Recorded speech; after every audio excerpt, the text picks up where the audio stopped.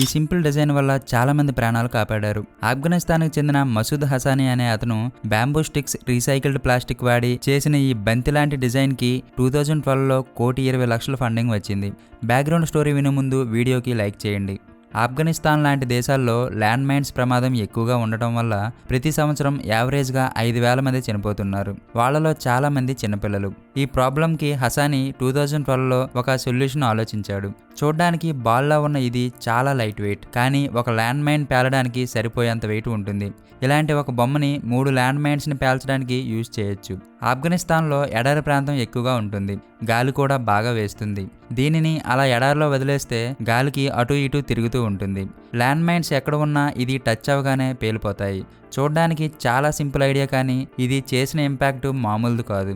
అప్పటి వరకు land mines వెతకడానికి మాన్యువల్గా మనుషులు తిరిగేవారు. అది చాలా రిస్క్తో కూడుకున్న పని. ఈ ఐడియా వల్ల మైన్ కఫోన్ కార్పొరేషన్ ఒక ఫండింగ్ క్యాంపెయిన్ స్టార్ట్ చేసి 1,20,00,000 ఫండ్ రైజ్ చేసింది. ఆ ప్రోటోటైప్తో నెక్స్ట్ 2 సంవత్సరాల్లో చాలా ప్రాజెక్టులు చేసి లాస్ట్కి ల్యాండ్ మైన్స్ డిటెక్ట్ చేసే కఫోన్ డ్రోన్ వరకు వచ్చారు.